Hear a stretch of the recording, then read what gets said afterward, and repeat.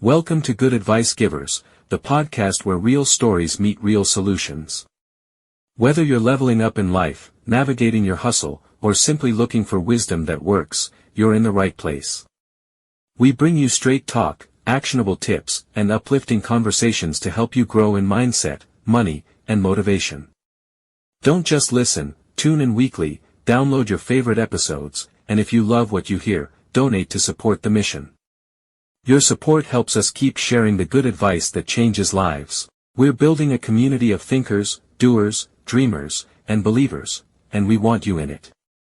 From interviews with entrepreneurs and creatives to personal reflections on real-world challenges, every episode is packed with practical value.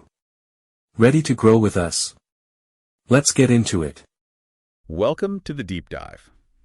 Okay, so the 2025 NFL Draft, it's done, it's dusted, the picks are in. Yep, all wrapped up. And while we're all watching highlights, the thing everyone's really jumping on right now, those instant draft grades. Oh yeah, immediately. Forget the mock drafts, now it's evaluation time. Exactly. So today, our mission for you is really to help you cut through all that noise. We want you to get a quick handle on what the experts are saying right now about the 2025 draft grades. Especially for some of those big name teams everyone's always watching, give you that, initial consensus. And we're doing this by looking at what you were searching for, sort of the digital breadcrumbs, right? We saw tons of searches for NFL draft grades, naturally. Makes sense. But also really specific stuff like Eagles draft picks 2025, Browns draft picks 2025, Cowboys draft picks 2025, Steelers draft picks 2025. And the big names too, right? Like Mel Kiper. People want to know what he thinks specifically. Absolutely. Shows just how much demand there is for that, instant verdict. It really is remarkable how fast these grades pop up. I mean, the draft ends and boom, analyses are everywhere. It's almost simultaneous. Yeah, you've got guys like Mel Kiper at ESPN, you've got PFF with their data-driven takes, loads of others. They're churning out reports basically in real time. It's like a rapid response operation for football analysis. Yeah. But, okay, when we talk grades, is it just like A, B, C, D, F, or is there more to it? That's a really good point. Many use the letter grades, A+ to F. It's an easy snapshot. Right. But the real meat is in the why, the analysis behind it. It's about, the talent they pick, sure, but also how does that player fit the team's needs, their scheme, and importantly, did they get good value where they pick them? So, yeah, the letter's quick, but the analysis tells the story. Gotcha. Okay, let's dig into some of those teams you were searching for. AFC North first. Always a tough division. We saw a lot on the Pittsburgh Steelers. Steelers draft picks 2025. What's the likely story there? Well, with the Steelers, there's always that consistent interest, right? People watch them closely. It probably comes down to a few things. Did they finally sort out the O-line? What about defense? And the QB question is always lurking, isn't it? Exactly, that succession plan, or lack thereof. So you'd expect the expert grades, the Steelers draft grades, to really focus on whether the picks actually addressed those specific kind of perennial needs. Did they build for the future and plug immediate holes? That's usually the debate. Okay, moving across Ohio. The Cleveland Browns, also tons of searches. Browns draft picks 2025. Cleveland Browns draft picks 2025.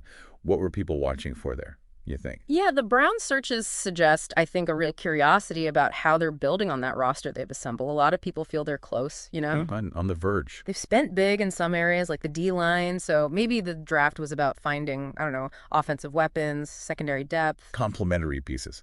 Precisely. So the grades for the Browns would likely zero in on. Did these picks complement their strengths?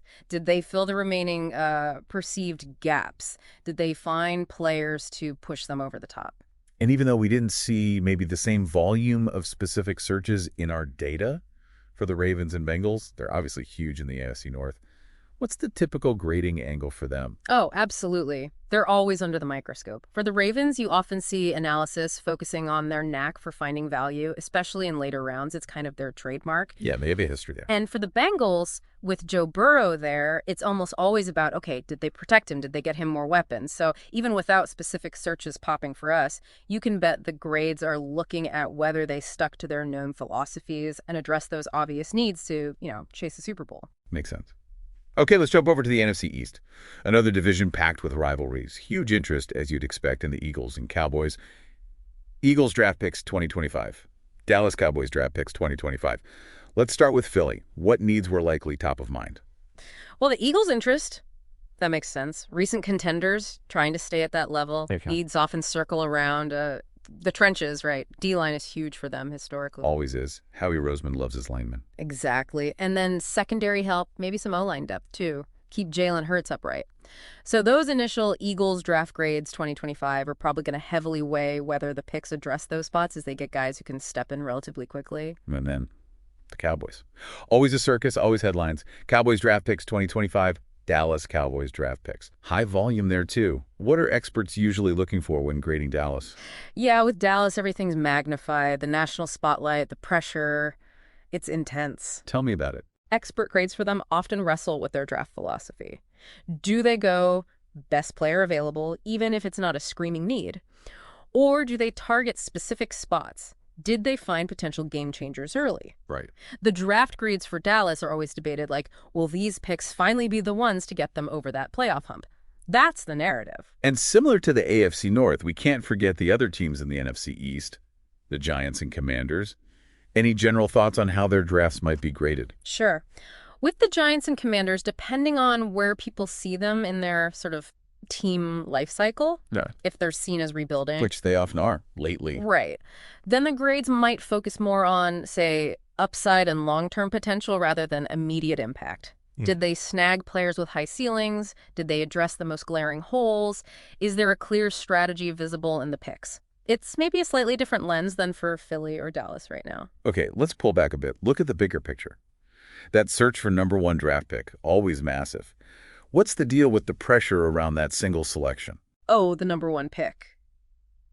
It's just immense pressure, isn't it? On the player, on the team, it's framed as potentially franchise-altering. Definitely. So experts dissect that pick more than any other. Can this player be a cornerstone for like a decade? The grade isn't just about talent. It's about the fit, the team situation, the whole strategy of using that precious pick. Was it a safe bet? A big swing? That's always the core question. And we keep seeing searches about QBs pop up year after year. Bears QB, Jets QB 2025, even just what NFL teams need a QB. How much does landing or not landing a QB swing the overall draft grade? Well, given how vital the QB position is, I mean, it's everything in today's NFL. Any team drafting a QB, especially early, gets intense scrutiny. Makes sense. Whether it's Chicago building around someone new or the Jets trying again for that long-term guy or just general curiosity, these QB picks can totally dominate a team's grade. Analysts look at the prospect, sure, but also the situation. Does he have weapons? Good coaching? Is he set up to succeed? That massively influences the grade. And the analysts themselves. We mentioned Mel Kiper. Yeah. Searches for SPN NFL Draft, PF Mock Draft, NFL Mock Draft in general. They really shape the conversation, don't they? Absolutely. Those searches just highlight the whole ecosystem. Kiper, ESPN's coverage, PFF's analytics. Yeah. They create the framework for how we even talk about the draft. Yeah. And all those mock drafts beforehand, they set expectations. So when the actual picks happen, people compare. Was it a reach, a steal? That comparison, driven by the experts, feeds directly into the immediate grades people see. It's not just who got picked either. Mm-hmm. People seem really invested in the event itself. We saw searches like, what time is the NFL draft? How many rounds in NFL draft day 2, day 3? Yeah, that shows real fan engagement, doesn't it? People aren't just waiting for the results. They want to follow along. They understand the structure, the multi-day drama. They're invested in the process. Right, wanting to be part of it. And finally, the really basic stuff, like where to watch NFL draft. Still popular. And that just proves it's a major TV event, right? People want to watch it live, share the experience, react in the moment. That fuels all the instant analysis and the grade discussions we're talking about. So, wrapping this up, these initial NFL draft grades, they're basically a snapshot, right? An immediate pulse check from experts and fans. Exactly. Driven by needs, potential, perceived value, all that immediate reaction stuff. But, and this is the key thing, it's just the start of the story. Absolutely. The real grade, the true evaluation, that takes years. It unfolds on the field as these players actually, play football. Totally. It makes you think, how different will these grades look in, say, 2028 or 2029? Right. Will the A+ grades hold up? Will some C grades turn to steals? And whose grading philosophy, which experts approach, actually proves more accurate over time? It's fascinating to think about the challenge of grading potential versus actual NFL performance.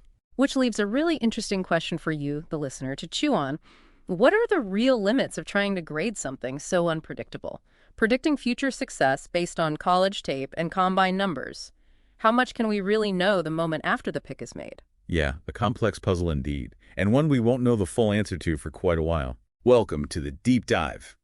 Today, we're trying to cut through some of the noise around the 2025 NFL Draft. Yeah, there's already so much chatter online, it's kind of amazing. It really is. The Right? anticipation builds so early.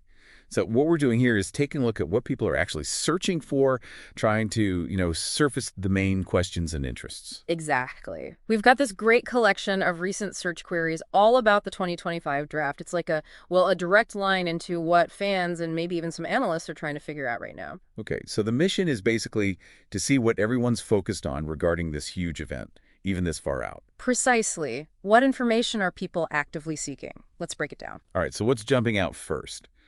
I guess it's not too surprising, is it? It seems to be all about specific teams. Oh, absolutely. Loads of searches like Eagles draft picks 2025, Browns draft picks 2025, Cowboys draft picks 2025. Yeah, see, Steelers draft picks 2025, Raiders draft picks 2025 too. It just goes on and on. It does. And it clearly shows that, for a lot of fans, the draft is fundamentally about their team. How's my team getting better? Right. How are they building for the future? That makes total sense. It's the main way teams bring in new talent. Yep. It shows that personal investment fans have, wanting to track how their own franchise is planning to improve. Okay. Beyond just the teams, what else are people zeroing in on? Timing seems huge. Definitely. We see what time is the NFL draft start time, when does the NFL draft start? And even drilling down into specifics like NFL Draft Day 2, NFL Draft Day 3, or when is round 2 of the NFL Draft? Right. People are clearly planning around it. It's become this multi-day event, a spectacle almost. Yeah, they want to catch it live. They don't want to miss the picks for their team or the big trades maybe. Exactly. Knowing when to tune in is critical for them. Which naturally brings us to the draft order. Another big one. Oh, yeah. Just draft order or NFL draft order, 2025 NFL draft order. Lots of variations. Even second-round draft order. So understanding the sequence is key. It really is the backbone, isn't it? It sets the stage for everything, the strategies, the potential trades. You need that roadmap. Okay, so teams, timing, order. What happens once the picks actually start rolling in? Well, then it's all about the instant analysis, right? The grades. Right. NFL draft grades 2025, team draft grades, even specific ones like Steelers draft grade. People want that immediate verdict from the experts. Who won the draft? It's funny how much weight those instant grades carry, even though we know things can look very different years later. Why do you think people need that immediate validation? That's interesting. I think, partly it's just wanting a quick assessment, a way to feel good or maybe concerned about your team's haul compared to rivals. Yeah, bragging rights maybe? Or just talking points. It fuels the conversation immediately after the picks are made, creates that instant narrative of winners and losers, even if it's, very premature. Yeah, and we're also seeing interest filtering down into the specific rounds. We are. NFL draft round 2, round 2 NFL draft round 4, round 3 NFL draft, and of course, the first round stuff too. So it's not just about the glamour picks at the very top. No, it shows a deeper understanding, I think. Fans know that crucial players, starters even, can come from those middle and later rounds. They're invested in the whole process. And if you want to follow along, you need to know how. Lots of searches about that too. Oh, for sure. Where to watch NFL draft, what channel is the NFL draft on, how to watch NFL draft, and just NFL draft stream. Got to find it first. Accessibility is everything these days. It really is. With so many different ways to watch TV, streaming apps, people need to know their options so they can tune in live. All right, let's talk about the crystal ball gazing. Mock drafts. Yeah, so many mock drafts. The volume is incredible. NFL mock draft, 2025 NFL mock draft, then the specific analysts, Mel Kiper mock draft, Peter Schrager mock draft, Daniel Jeremiah mock draft. And even player-focused ones like Shedder Sanders mock draft. It's fascinating. It really speaks to fans wanting to, play GM themselves, doesn't it? To see the possibilities. Totally. It's pre-draft entertainment, speculation, thinking about fits, about needs. And yeah, the popularity of certain analysts shows the trust people place in their predictions, or at least their perspectives. Okay, so that's the buildup. What about when the draft actually starts? Then the shift is immediate. It's all about real-time updates. NFL Draft Tracker 2025, NFL Draft Results 2025. NFL Draft Live. Live NFL Draft Live update. Anything to get that instant confirmation of who was picked. People want to follow along pick by pick as it happens. Absolutely. It's a live, dynamic event, and they want to be connected to that flow of information. Now, you mentioned Shedder Sanders. We're seeing searches for other individual players too, right? Not just in mocks. Definitely. Direct searches like Travis Hunter Draft, Dylan Gabriel Draft, Cam Ward NFL Draft. And even things looking at potential, like Shedder Sanders draft projection or Jalen Milroe draft projection. Or digging into athletic testing, even if it's early days.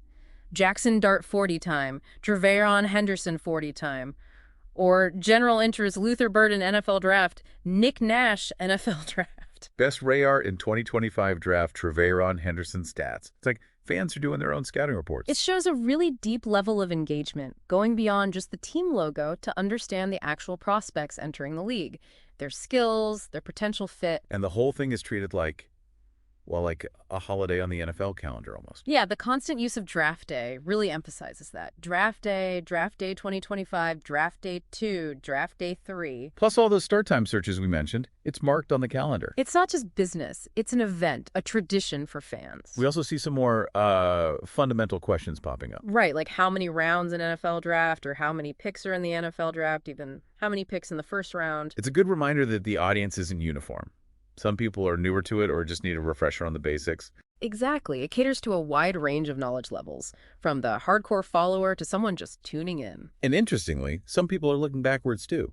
2024 NFL Draft. Yes. 2021 NFL Draft. Yeah, maybe for context. Comparing classes, seeing how previous strategies worked out or how certain players developed. Evaluating past decisions. Right. It adds a layer of historical perspective to the current draft.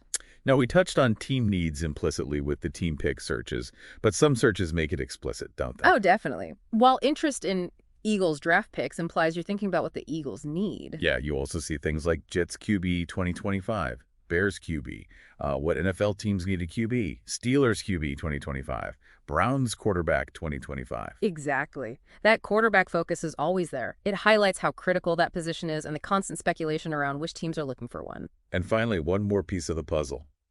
Trades. Ah, yes, the wheeling and dealing. Searches like Eagles trade, Patriots draft trade, Eagles Broncos trade, or just the general term draft trades. It adds that whole layer of unpredictability. Teams moving up, moving down. It's a huge part of the draft's drama and strategy. Fans are definitely tracking the potential for those big moves. We'll be back after a quick break. Hey there. Welcome to Good Advice Giver. First, we want to start by saying a massive thank you for tuning in today. Whether you're a long-time listener or you're joining us for the first time, we're truly grateful to have you here. We know you've got a lot of options when it comes to podcasts, so the fact that you're spending your time with us means the world. So thank you. That's right. We're excited to have you with us because here on Good Advice Giver, we cover just about everything. Whether you're interested in sports, relationships, sex, money, finances, business, digital marketing, music, education, movies, comedy, or something else entirely, we've got it all. No topic is off limits here, and we dive deep into real, meaningful conversations that matter. We've also got a mix of male and female hosts, so you're always getting a well-rounded perspective on every topic we cover, from business strategies to personal development, from car shopping to digital products like affiliate marketing. We bring a little bit of everything to the table. Our goal is to offer advice, insights, and some laughs along the way to make sure you feel welcome and engaged, no matter what brought you here. And it doesn't stop there. We're not just about giving great advice, we're about action. On this podcast, we even sell products and services we believe in, from affiliate marketing opportunities to cars and more. So whether you're looking to boost your business or find practical ways to improve your everyday life, you're in the right place. As always, we want you to stay connected with us. Be sure to download this episode so you can listen anytime, anywhere, whether you're commuting, working out, or just relaxing. And while you're at it, follow us on social media. We're on Instagram, Facebook, Twitter, you name it. That's the best way to stay in the loop for upcoming episodes, behind-the-scenes content, and even giveaways. And don't forget to subscribe to our YouTube channel. We're posting extra content there, including video podcasts and deep dive discussions you won't want to miss. Be sure to like, comment, and subscribe, and let us know what topics you want to hear more about. Lastly, check out the link below in the description for exclusive offers, resources, and more ways to connect with us. We're here for you, and we can't wait to bring you more valuable content. Thanks again for tuning in to Good Advice Giver. Let's get started.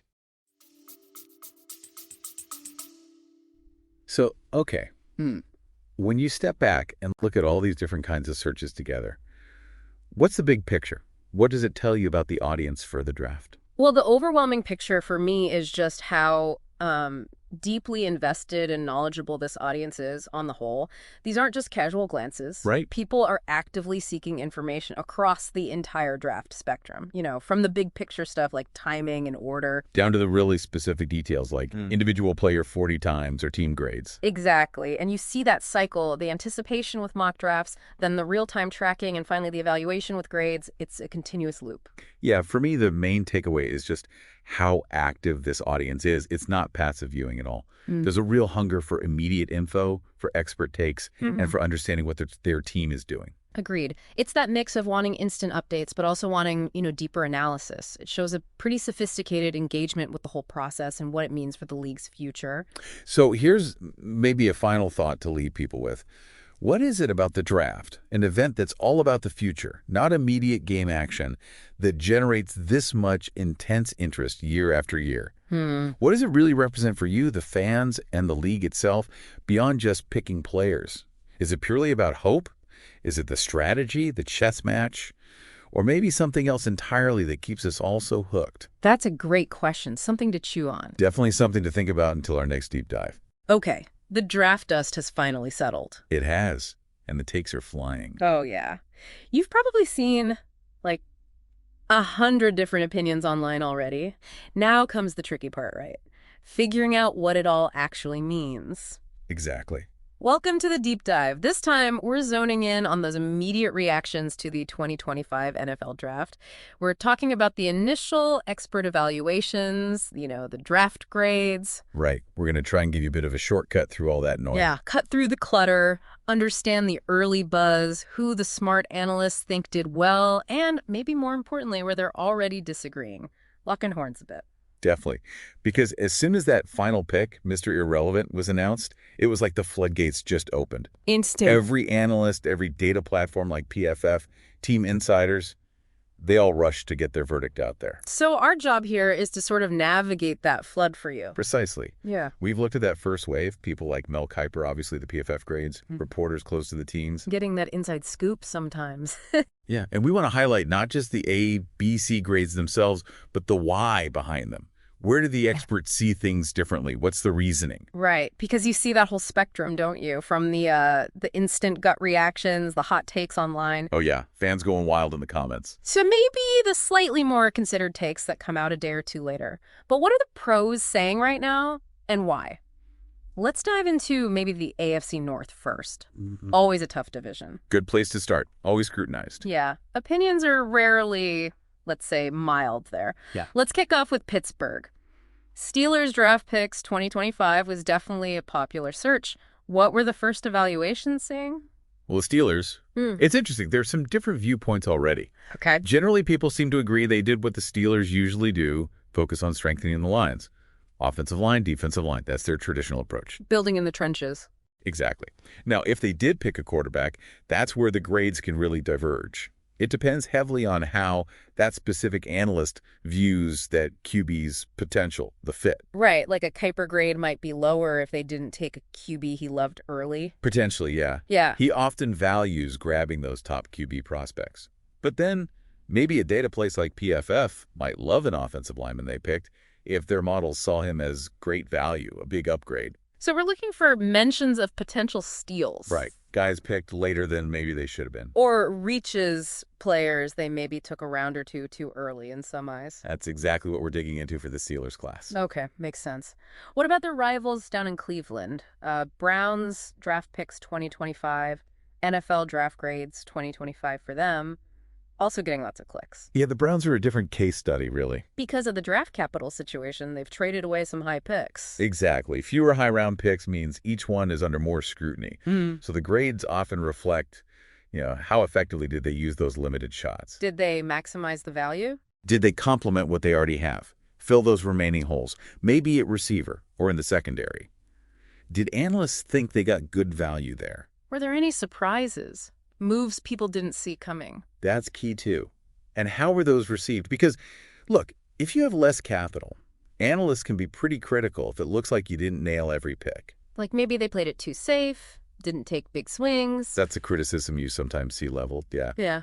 Did they really attack their needs aggressively? Okay. And just briefly, the other two in the AFC North, the Ravens and the Bengals, any early vibe from the overall NFL draft grades or AFC North chatter?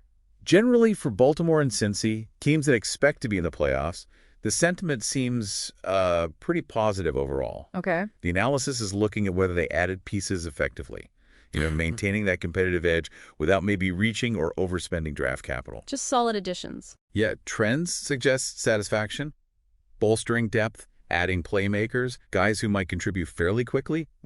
Seems like smart, solid drafting is the consensus for them early on. All right, let's switch conferences. NFC East, another division where, let's just say fans are passionate. And expectations are always sky high. Definitely. Philadelphia Eagles first, Eagles draft picks 2025, and especially Eagles draft grades. Those terms are popping up a lot. What's the story there? Well, with Philly, a lot of the grade focus seems to be on defense. Yeah. That was the big question mark coming in for many. Makes sense. They needed help there. So analysts are looking closely. Did they invest enough in the D-line, the secondary? Those areas felt like big needs, and the grades reflect that focus. Seeing a mix of opinions. Yeah, definitely a spectrum. Some more critical evaluations might say, hey, they missed out on some higher-rated defensive guys who were still on the board when they picked. Okay. But then the more positive grades might highlight value they found later, or maybe a smart trade they made. You want to look for grades that are consistently strong or weak across different analysts. That usually tells you something. Good point. And their big rivals, the Dallas Cowboys. Always a lightning rod. Searches for Cowboys draft picks 2025, Dallas Cowboys draft picks, and just general draft grades for them. It's always huge. Oh, yeah. The Cowboys draft generates clicks, that's for sure. And debate. So what are the early evaluations saying? How did the experts feel Jerry and company did? It seems like a bit of a mixed bag, honestly. Which isn't that unusual for Dallas, right? No. Pretty standard. Some analysts are definitely praising the moves to fix that offensive line. That was a worry last year, seeing those picks as, solid foundational moves. But others are maybe a bit skeptical about defensive picks or questioning the value they got at certain spots. Did they reach? Always the question with Dallas picks sometimes. They can be polarizing. Very. You might see a secondary pick that one analyst loved, sees upside, playmaking, while another just thinks, whoa, that was way too early based on my board. That kind of thing. Okay. And rounding out the NFC East, the New York Giants. Based on NFL draft grades and searches like Giants draft picks 2025, what's the initial buzz there?